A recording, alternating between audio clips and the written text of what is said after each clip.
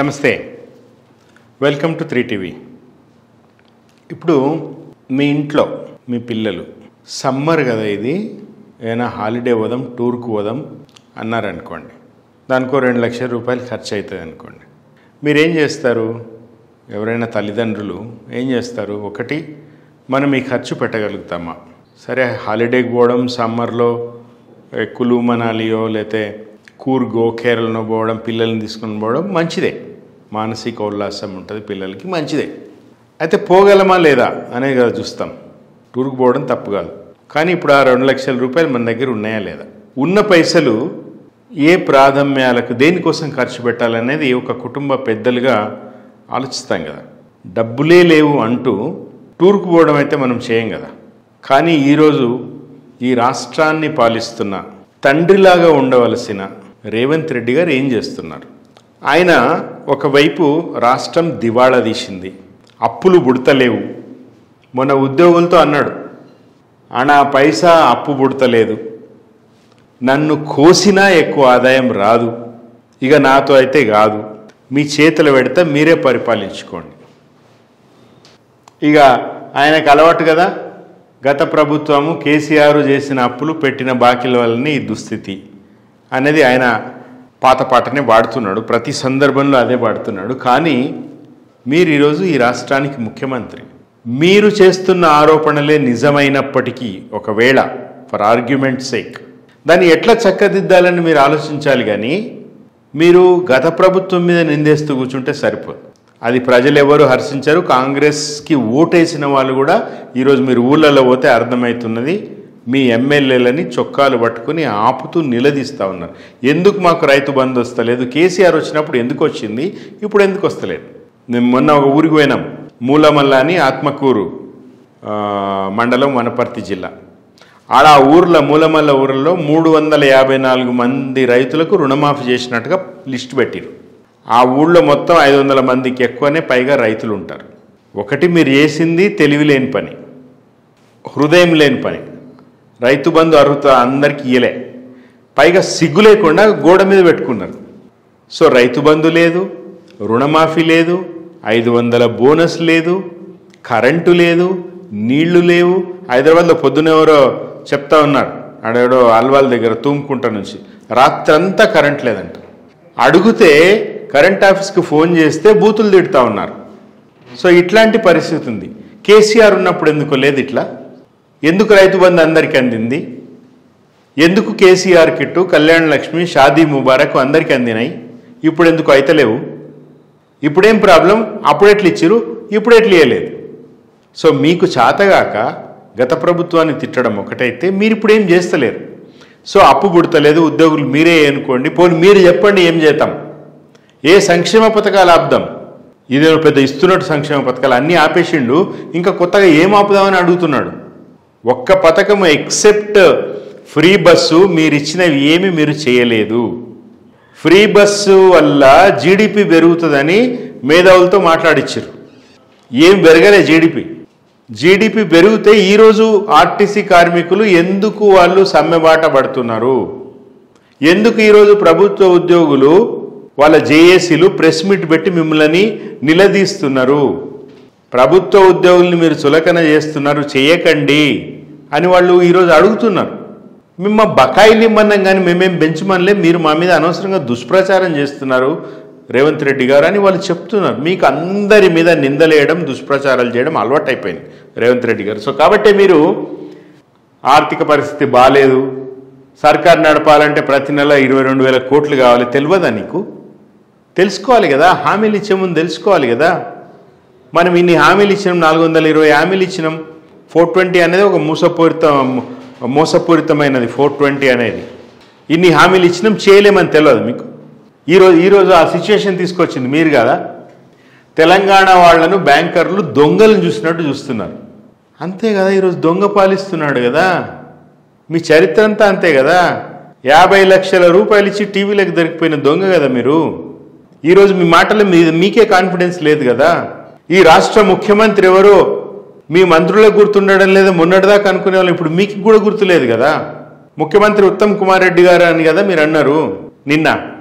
అంటే ప్రజలందరూ కూడా ఆలోచించాలి. విఘ్నులు, ఈ రాష్ట్రంలో ఏమవుతున్నది?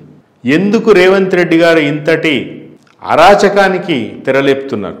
ఆయన అసమర్థత ఆయనకు అర్థమైపోవడం వల్ల ఎక్కడ ఆయన పరపతి, అక్కడ రాహుల్ గాంధీ దగ్గర కావచ్చు, మిగతా ఎక్కడ కూడా, అందుకే చెప్తున్నాడు కదా, అందరూ మనల్ని దొంగలు చేసినట్టు చూస్తున్నారు అని అంటున్నాడు. ఇట్లా ఒకవైపు ఏమో మన దగ్గర పైసలు లేవు అంటున్నాడు, కానీ అందాల పోటీలకి ఒక లెక్క ప్రకారం 200 కోట్ల రూపాయలు ఖర్చు చేసిండు. నిన్న రాత్రి చౌమహల్లా ప్యాలెస్లో విందుకి 35 కోట్ల రూపాయలు ఖర్చు అయినాయి. ఈరోజు అందరికీ తెలిసిపోయింది, అది పబ్లిక్ డొమైన్లో ఉన్న సమాచారం. నేనేమి దాన్ని వండుతలేను. నేను విందుకు అంటే ఒక ప్లేట్కి పెట్టిన ఖర్చు 1,00,000 రూపాయలు. 35 కోట్ల రూపాయలు మీరు ఒక్క రాత్రి వాళ్ళకు విందేయడానికి ఖర్చు పెట్టారు. నేను ఇందాక చెప్పిన ఉదాహరణలో ప్రజలారు మీరు అందరూ ఆలోచించాలి. వ్యవసాయం చేసినా, అప్పు చేసినాము, అప్పు తీర్చాలి, రైతు బంధు వస్తలేదు, అకాల వర్షాలకి పంట నష్టమైంది, ఎట్లా అమ్ముకోవాలి, ఎట్లా కుటుంబం గడవాలి అన్న పరిశానలో మీరు ఉన్నప్పుడు ఒక 2 లక్షలు పెట్టి సమ్మర్ టూర్ కొడదామని పిల్లలంటే మీకు ఎంత బాధ అవుతుంది? ఒక బాధ్యత గల తల్లిదండ్రులుగా మీరేం ఆలోచిస్తారు? ఏది ఇంపార్టెంట్ అని ఆలోచిస్తారు కదా, ఇంతకుముందు చెప్పినట్టుగా. ఇప్పుడు రేవంత్ రెడ్డి గారికి అదే చేయాలి, కానీ చేస్తలేడు. పైసా లేదంటాడు, ఏమీ ఇవ్వలేదు ప్రజలకి. మరి ఏమైనాయి పైసలని? 2 ఒక్క రాత్రి డిన్నర్కి 35 కోట్ల రూపాయలు ఖర్చు పెట్టాడు. ఇది తెలివి ఉన్న పనే? ఇది బాధ్యత ఉన్న పనే? ఇది ప్రజల మీద ప్రేమ ఉన్నవాడు చేయాల్సిన పనే? ఖర్చు ఎంత పెట్టినరు అని అడిగితే సమాధానం లేదు. రైట్ టు ఇన్ఫర్మేషన్ చట్టం ద్వారా సమాచారం తెలుసుకోవాలని ప్రయత్నం చేస్తే కూడా స్పందన లేదు. అసలు ఈ అందాల పోటీలకి ఎంత ఖర్చు పెట్టినరు, ఆ ఏజెన్సీని ఏ ప్రాతిపదికన ఎంపిక చేసిరు, వాళ్ళకి ఎంత చెల్లించిండ్రు అని గౌతమ్ గౌడ్ అనే ఆయన ఆర్టీఐ కింద అప్లికేషన్ వేస్తే సమాధానం ఇవ్వలేదు. అంటే ఏంది?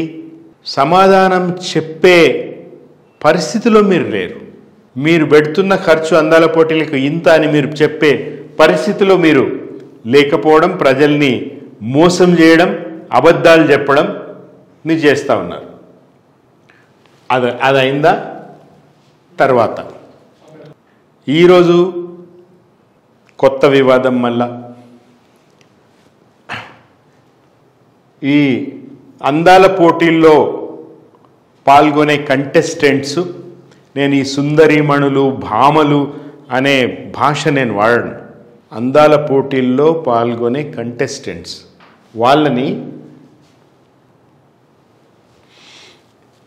వాళ్ళని కూర్చోబెట్టి తాంబాలం పెట్టి వాళ్ళతో కాళ్ళు గడిగించి, ఎవరు తెలంగాణ మహిళలతో కాళ్ళు గడిగించి బట్టతో కాళ్ళు దుడిచి చేయడం అనేది ఎంత సిగ్గుచేటైన హేయమైన పని.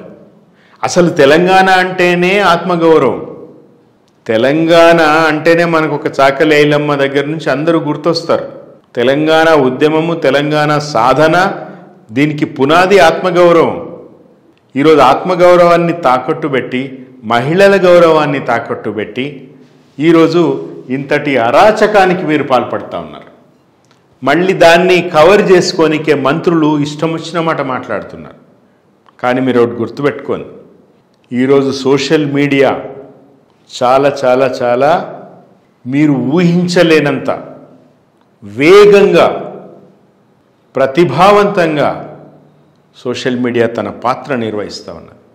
హైదరాబాద్ సెంట్రల్ యూనివర్సిటీ భూములకు సంబంధించి ఆ రోజు మీరు మాట్లాడిన మాటలు, చెప్పిన అబద్ధాలు, మీరు చేసిన దుర్మార్గాన్ని సోషల్ మీడియాలో ప్రభావవంతంగా చూపించిన వాళ్ళ మీద మీరు పెడుతున్న కేసులు, వాళ్ళని మీరు సతాయిస్తున్న తీరు, ఆర్టిఫిషియల్ ఇంటెలిజెన్స్ వాడి మీరు ఫేక్ వీడియోలు తయారు చేస్తున్నారని అందరినీ మీరు నిందించిన తీరు, దానికి సుప్రీంకోర్టు మీకు వేసిన చివాట్లు, నిన్న తాజాగా మళ్ళీ సుప్రీంకోర్టు చీఫ్ సెక్రటరీ సహా అధికారులందరూ జైల్లో ఉంటారు, మీరు మాకు చెప్పండి, మీరు ధ్వంసం చేసిన 100 ఎకరాలని మళ్ళీ అడవిని ఎట్లా పునరుద్ధరిస్తారని మళ్ళీ నినమొట్టికాయేసి. ఆ రోజు మీరు చెప్పినవన్నీ అబద్ధాలే కదా, కోర్టులను తప్పుదో పట్టిస్తున్నారు కదా. ఈరోజు ప్రతి అంశంలో కూడా ఈ రాష్ట్ర ప్రజలని, ఈ రాష్ట్ర ప్రజల పక్షాన మాట్లాడే వాళ్ళని, అవి రాజకీయ పార్టీలు కావచ్చు, రాజకీయ పార్టీల నాయకులు కావచ్చు, సామాజిక కార్యకర్తలు కావచ్చు, అందరిని కూడా మీరు తీవ్రంగా ఇబ్బంది పెడుతున్నారు. అందాల పోటీల వల్ల మన పరపతి పెరుగుతుంది, మనకు పెట్టుబడులు వస్తున్నాయని మీరు ఉచిత బస్సు విషయంలో ఏవైతే అబద్ధాలు చెప్పారో ఇప్పుడు కూడా అంతే అబద్ధాలు చెప్తున్నారు. 5 పైసలు ఈ రాష్ట్రానికి అందాల పోటీల వల్ల పెట్టుబడి 5 పైసలు ఈ రాష్ట్రానికి ఉపయోగపడడం లేదు. మీరు మీ చుట్టూ తిరిగే కాంట్రాక్టులు ఈ 200 కోట్లలో ఎవరెవరైతే దోపిడీ వాటాలు ఉన్నాయో వాళ్ళు తప్ప ఇంకొకరెవరు బాగుపడింది లేదు. అదొక అంశం. అయితే రెండో అంశం, మహిళలని మీరు ఇంతగా అవమానిస్తారా? తెలంగాణ ఆడబిడ్డల్ని ఇంత అవమానిస్తారా?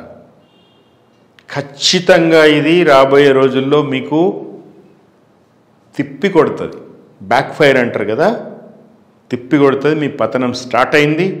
తెలంగాణ సమాజం అప్రమత్తం అయింది. ఇదేది రాజకీయ పార్టీలకు సంబంధించిన అంశం కాదు. ఇది ఖచ్చితంగా తెలంగాణ ప్రజలు అన్ని రకాలుగా మోసం చేసిర్రు, హామీలన్నీ తుంగలో దొక్కిండ్రు. ఎక్కడ ఎవరికి ఏది మాట్లాడిన కదా, ఊళ్ళల్లో పోలీసులు, ఎస్ఐ స్థాయి వాళ్ళు, హెడ్ కానిస్టేబుల్ ఫోన్ చేసి నువ్వు ఏదో పోస్ట్ పెట్టినావంట సోషల్ మీడియాలో, నువ్వు ఎమ్మెల్యేని తిట్టినావంట, తీసేయని బెదిరిస్తూ ఉన్నారు. వాళ్ళకి ఆ హక్కే లేదు. ఇట్లాంటి దాష్టికాలు చాలా జరుగుతున్నాయి, కింద నుంచి పై స్థాయి దాకా జరుగుతున్నాయి. మరి ఇప్పుడు దీనికి సంబంధించి రాహుల్ గాంధీ గారికి, సోనియా గాంధీ గారికి అన్ని పార్టీల నుంచి విజ్ఞప్తులు పోస్తున్నాయి. మరి వాళ్ళు ఏమి స్పందిస్తారో చూడాల్సిన అవసరం ఉన్నది. ఈరోజు కాంగ్రెస్ పార్టీని, సోనియా గాంధీ ఒక మహిళ చైర్పర్సన్గా అతిపెద్ద ప్రతిపక్ష పార్టీని, అత్యంత సీనియారిటీ ఉన్న ఒక పొలిటికల్ పార్టీని నడుపుతున్నారు మహిళ. ఈరోజు భారతదేశ రాష్ట్రపతి ఒక మహిళ, ఒక ఆదివాసీ మహిళ. భారతదేశంలో ప్రధాన పదవులన్నింటిలో కూడా మహిళలు ఉండినారు. గతంలో ప్రధానమంత్రులుగా ఉన్నారు, లోక్సభ స్పీకర్లుగా ఉన్నారు, రాష్ట్రపతులు చేశారు, ఎన్నో రాష్ట్రాలకి ముఖ్యమంత్రులుగా ఉన్నారు, గవర్నర్లుగా ఉన్నారు.